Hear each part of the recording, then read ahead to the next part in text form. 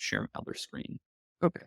Right. So here, looking at the TS serverless gateway topology diagram, and on the left-hand side, we've got our TS serverless gateway project, right? And so we have our index TS, which exposes an Express app as through an API gateway, right? And then it makes calls into a bunch of different exec units to hit all of its routes. And so if we go ahead and we compile it now with Klotho, and just give that a second, and if we go ahead, we'll see now there's a new plugin in here. Here, so we have a plugin here called prune uncategorized files. We can see that when it's evaluating all the execution units that are being created here, it's removing some uncategorized files for each one, right? So in this case, right now, for each exec unit, it's just dropping klotho.yaml because it's not referenced anywhere and it's not used by each of those exec units. So if we go into our compiled output and take a look at each of the exec units, right, klotho.yaml isn't there. All right, so now if I go ahead and go back into our source here and go ahead and create a new TypeScript file, and let's just declare some content in here. Go ahead and rebuild it. So this will just run TSC first before doing anything. Just fire or okay, it was supposed to run TSC first. So let's just quickly run TSC. So now let's go ahead and recompile. And because this module right here isn't referenced in any of the exec units, you should see it getting dropped again by our prune uncategorized files. So here, so now for each of the exec units, we're going to be dropping my module. So that will be included in compiled output anywhere. So not here or here.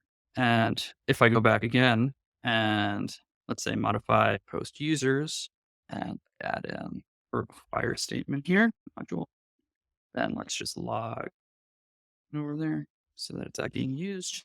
All right, let's regenerate that. Verify host users is now importing my module, and we'll go ahead and recompile with Klotho. And go ahead, check the input again, prune uncategorized files. And here, so now for our serverless user post execution, we're only removing Klotho at my module.js is included. So if you go ahead and check project files over here for serverless user post, we can see that this time around it included my module.js. And so, yeah, that's where we're at with Treeshaking. Questions? So with this change, as I understand from the PR, so it happens right after exec split. And so plugins are responsible for adding files would have not gotten through.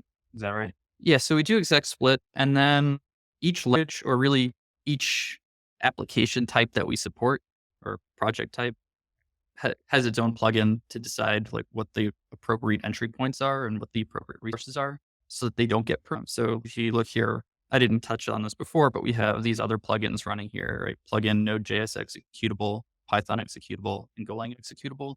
And so those will add like your package.json or your go.mod or require.txt to the exec units. And then if there's no execution unit or there are other potential entry points to the application, these plugins will set those ahead of time, and then we'll run pruning and remove any of the files that can't be categorized after these run. And so beyond that, like once you get into specific capabilities, that's where if there are additional files that weren't categorized, you'll have to go and add it back into the exec units from the input files. All right. There's something else, and we can move on. Can y'all see my screen? Yep.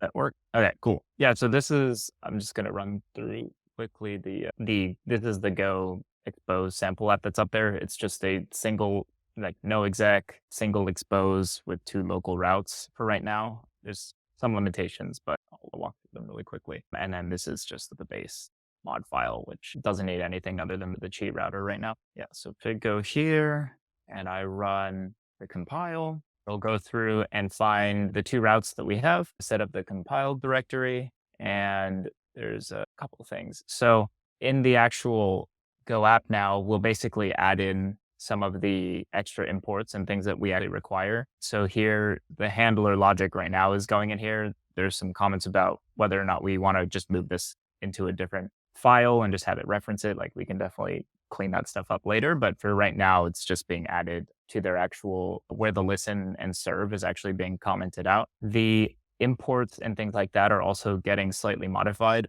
So in this particular sample app, we're using the original Go Chi, whereas the actual handler requires V5. So we basically go through and just process some of the imports and just make sure that the ones we need are there. And then if there's any conflicting versions for ones, we make sure that the versions that we actually need are there, and we'll replace some of the older ones. And it does, like, we have this extra block that essentially gets added for us for all the new imports that we actually need. And like basically the handler will get set up here and that gets put in. And so if I go here and then run Pulumi up, and while that's doing that, I can just run through. Yeah. So standard main exec unit, the gateway is set up, the topology and stuff is all good there. And when it tries to create, essentially we'll get the slash route that we have, we'll have the get expose route and all the basic stuff that you would expect for anything else. I didn't actually deploy it yet, so I'm not going to hit this because it might take a couple minutes. But yeah, so it essentially functions very similarly to how the other languages work. The only difference is that instead of having a separate dispatch file, like the dispatch code and the handler code is being placed directly into the actual main Go file, just due to some shenanigans we have with managing the packages. And also the router that we're also going with also happens to have a Lambda adapter. Yeah, that's why we're going with this one for now. There's a couple others that function very similarly. The other thing too is that this one actually functions like it's not really on the app. You essentially define these routers and you pass the router object to the HTTP listen and serve. So it is a slightly different annotation setup than for Python and JavaScript, but it's not really that different. Yeah, I mean, it's pretty quick. It's basically single app. It just works for now. There's a couple limitations, like we don't do external exec units with routes and other files yet, but yeah, single file, single exec function. Any questions? Otherwise, that's pretty much it. It's good. So I think we'll run into some difficulty or interesting problems to solve when we get to multi-exec, because unlike Python and JavaScript, Go doesn't have any like async function syntax. And so it's going to be much, much harder because basically for Go, everything is just earnest. Yeah.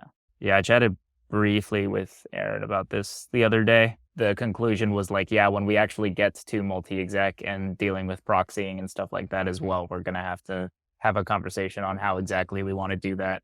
Because off the top, I don't really know too much about how we want to solve that. But yeah. Cool.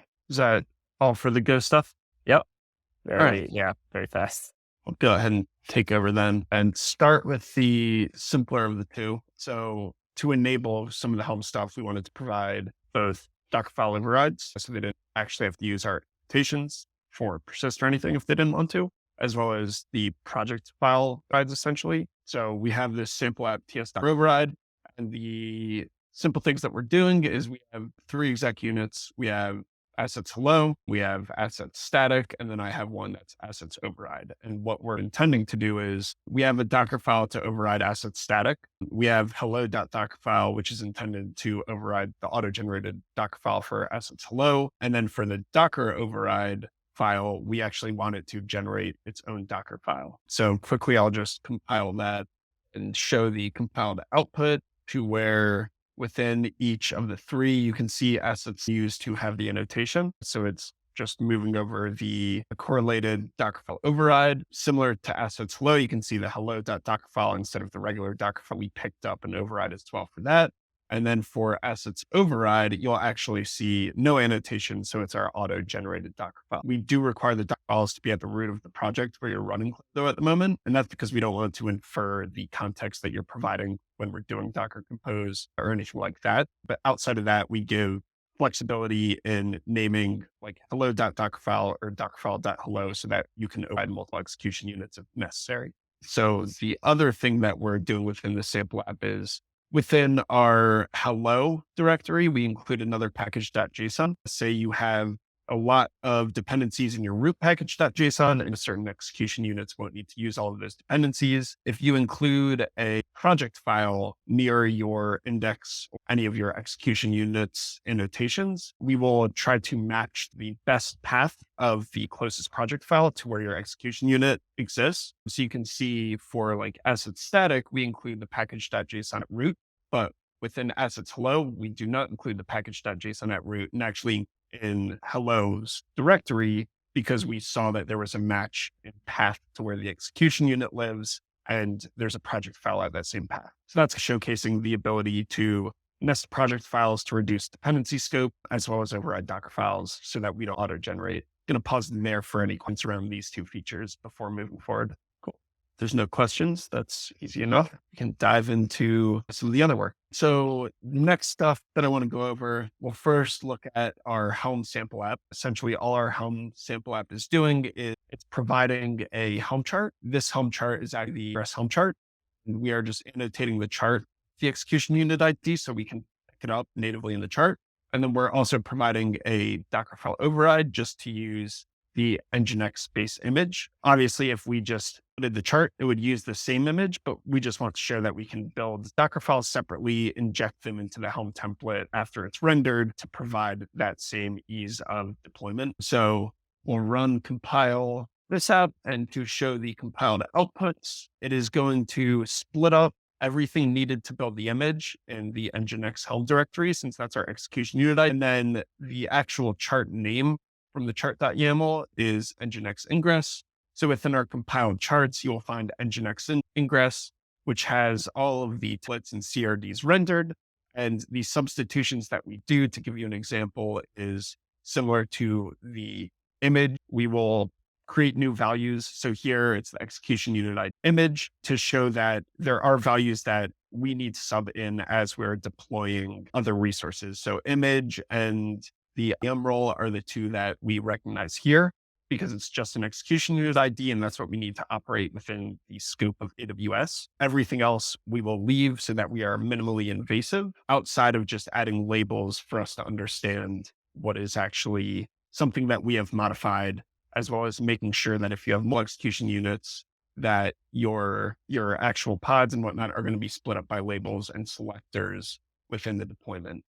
I can find the selectors, execution unit ID. Everything else we will leave because we want you to have maximum control to configure your application. So any questions around being provided a chart, just wanting the Dockerfile override? If there is no Dockerfile, we will render the chart regularly. Just to show that, let's remove this Dockerfile completely. And when we do that, we recompile.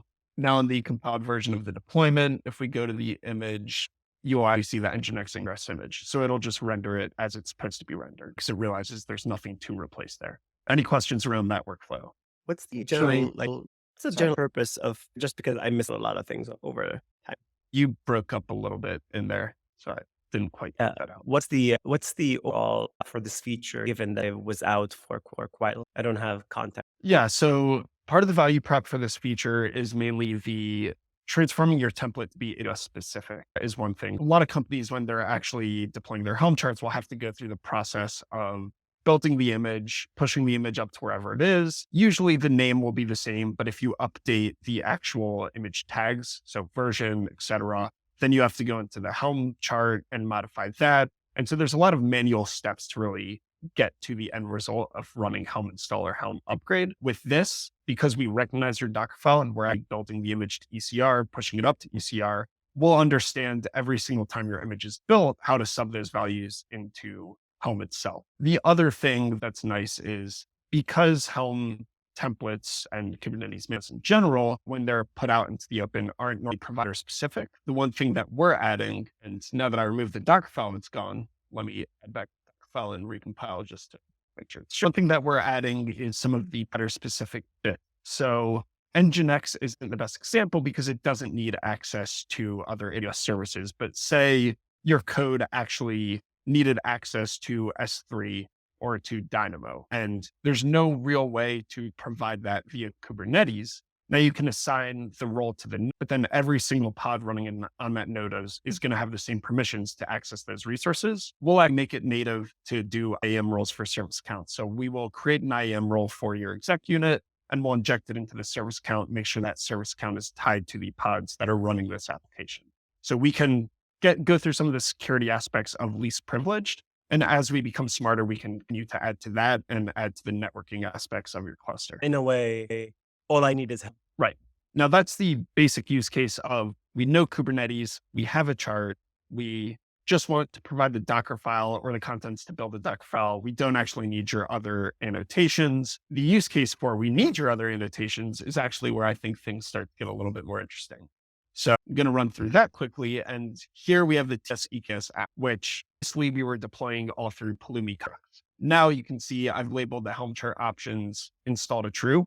So now we don't want to deploy it through Pulumi. We want the Kubernetes manifest. We want an auto-generated Helm chart. And whether we do run Pulumi up or we take that Helm chart and use it in our own process is up to the end user, but we will have an understanding of what is actually going on through our compiled output. So here, just because this defaults to the root directory, we do provide the directory flag to combine or break things up. But because I have the chart.yaml at the root directory and I'm wanting to deploy these all within the same Helm chart, I'm not setting that. You can see the chart.yaml is all that we require to auto-generate a Helm chart. And really all that's required is the app version, the API version, the name. So that's all we're providing here. It's the Klotho EKS sample. And then we are hoping that by letting these all be bundled into the same chart, we will have manifests generated for everything for our working. So if we come and run name the app autogen charts, you can see it's running against this. It realizes that we have the same directory and it's realizing all of the mess here that we need to add to create our Helm chart and make this deployable and operating as if we were doing it in any other manner. If we come to the compiled output, you'll see here that the actual runtime for the exec unit is only containing the contents to deploy the exec unit. And we have the full chart of templates within the compiled output. So this is the case when they don't want to specify anything. They will use all of our defaults. They just want to have the manifests, and they could take these manifests and modify them. So say they wanted to have a deployment and have replicas before. If they did that, copy the charts over to their actual application, we will no longer override the replicas because we see that it exists. But in this scenario, we have generated every chart necessary to run their application in Kubernetes. And similar to the last example where I showed that we're substituting the service count, we are including a specific bits in their chart. So we can generate charts specific to providers. Service export is specific to how we are proxying between exec units within AWS. And target group bindings are specific to connecting our EKS services to AWS load balancers, API gateways, etc. So we recognize that the user API is what's exposed to the API gateway. So we generate a target group binding. And we recognize that both the user info and user store exec units need to be called by users API. So we generate a service export so we can proxy to them. And then if you just want to go and get out of it, run the integration tests for now, we do not have all of expose working. So currently only 2 of them should succeed because 2 use RDS. We can see that the ones using DynamoDB, whenever this pops up, succeed because due to our IAM roles for service accounts, we are allowing DynamoDB access to the exec units that need it. And these 2 calls actually require proxying as well. So we can show that expose, proxying, and so far DynamoDB and S3 are working via Helm chart. Yeah. So this is really cool. Like, allows people to onboard and use Kubernetes from basically nothing. And if they have nothing, and if they already do have something, then we'll use and respect that. So it's like we can serve either like Kubernetes experts and like newbies, which is really. Yeah. And the really cool bit as well is we've talked about how like generic Kubernetes parameters is how everything's written. You may be a Kubernetes expert, but not an AWS or a GCP expert. And we can have the bits just to get you from, we don't need to touch anything in the Kubernetes space. We just need to make sure that your Kubernetes application is going to work in the hosting environment. We can kind of service to all the different needs of the Kubernetes world in that manner. it's a very big door that's opening this feature. So it's really That's it for the demo, unless there's other questions or anything else we want to discuss. for the correlation of exec unit to Helm stuff. Right now, we're just doing the first container.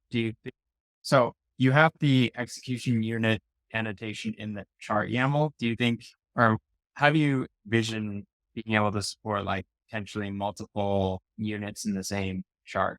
So that's actually what we're doing here. So this chart.yaml is not annotated at all. And the way we're going to support that is if you want to have multiple units in the same chart, we can actually do it via the Klotho configuration of those execution units. We allow the directory instruction here. So say we wanted both of these to be in the test chart, and there's a chart.yaml exists there.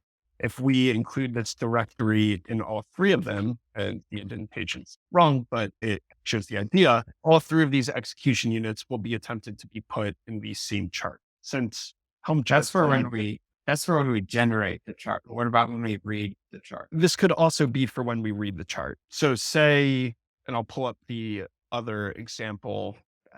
Here it is. So you're saying in this scenario to where they provide the chart and they want multiple execution units populated in, we could do the same thing if we don't annotate the chart.yaml, and I'm in the compile, but if we don't annotate the chart.yaml and we have our Klotho.yaml with 2 execution units, and we'll just say unit 2, we can both point the directory at the same place. Now, there's a couple nuances that this comes with. We right now make the assumption that execution units are isolated to a deployment, a service, a pod spec, a service count, etc. If there's only one deployment in your specified chart, we will try to see what the name of that deployment is, so the metadata name, and we will match that metadata name to the execution unit name. So that's the invasive piece we require you to make changes if you want multiple units in the same chart. If you just want one unit in the chart, we assume that the deployment, the service is for that unit. So yeah. Right. So instead of requiring like an annotation, we do it by the name. We do it by meta name. We could look to do annotations as well, but the meta name is more representative as to what the service, the deployment is for. So that's why we went that route again. That makes sense. And it makes sense that like you wouldn't have, say, more than one pod or container or something. Because what I'm thinking about is how we substitute things in, right? We substitute the image after we build it. So image is like 1-to-1 with unit, and then image goes in the container spec, and which you could have multiple, right? But it makes sense that for the execution unit boundary isn't the container, it's more the service, because like you said, they could have different accounts and all that other stuff. So that makes sense to me. So there is a world in which we could look at the container names and do that, but we aren't leveraging the benefits of least scope privileged. And I think that's one of the main value adds that we really offer right now for this. So by having them be different pods, we can make sure that they're isolated to to access the resources that they truly need. And we're not over granting permissions, network access, all of that stuff. Yeah. The only reason to do that would be that it's like less amount of config to write. But since we're generating the config, we don't have those concerns. And so it's better to do it like forward because it costs us nothing. It costs us nothing. And I think we have the reasoning behind it. And we can also comment in the generated configs just to give an explanation as to what everything is. So for the end user who doesn't know enough already, they're not going to really think about one extra manifest. For the user who already understands Helm charts, they're going to have to work within our confinements a little bit, but we will start to mature to be able to recognize more about templates. Right now, we've just started to be able to parse CRDs. Once we can do that and actually realize API calls that are being made and generate space access control for the K8's cluster, that's when things will start to become really powerful. Early stages now, but we'll start to recognize more and more about Kubernetes objects and resources. Cool. That's all I had. Thanks everyone for demos. Unless we have anything else that pops up, a lot done this week actually, and say like it's a surprise. Good work, everyone. There's a lot of cool stuff coming down. Looks great, and have a great weekend, Ken.